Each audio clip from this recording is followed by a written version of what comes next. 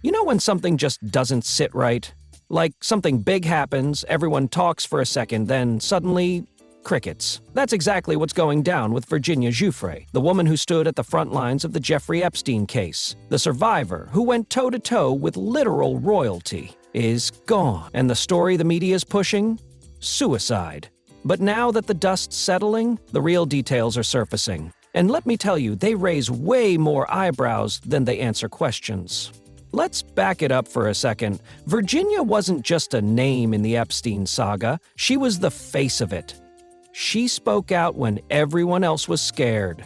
She said Prince Andrew, Epstein, Ghislaine Maxwell, they trafficked her. She told the world she was just 17 when it all went down. She gave us court docs, interviews, and even a memoir. She was loud, she was fierce, and now she's gone, just like that. They say she died by suicide on April 25, 2025, alone, in her farmhouse in Western Australia. Official story? She was overwhelmed. Financially, emotionally, legally. But that's not the full picture. Not even close. Let's talk about the real stuff that's been swept under the rug. Weeks before her death, Virginia was in deep legal trouble.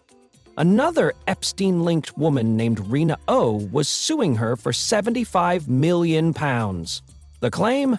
That Virginia defamed her, called her a recruiter for Epstein, said she physically assaulted her, dragged her name across podcasts, Twitter, even in her book. Rena O says she was a fellow victim, not a recruiter, but Virginia wasn't backing down. Her tweets were brutal. One read, "Rena, I hope you live in shame for the rest of your life." Another said she should be in jail with Ghislaine Maxwell. Here's the kicker.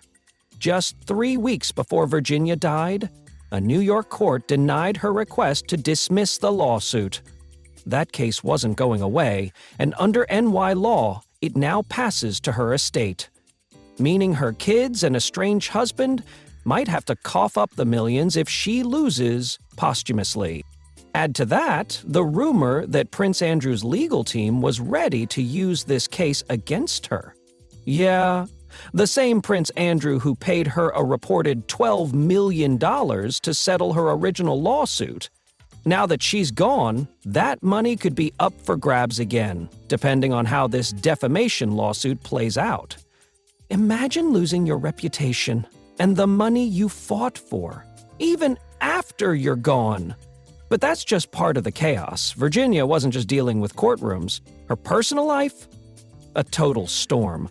Her marriage had collapsed, she'd lost custody of her kids. Sources close to her said she felt like everything she fought so hard for was going or gone. And when you stack that on top of the lawsuit, the media heat, the Epstein trauma that never fully healed, you start to understand how heavy her world must have felt.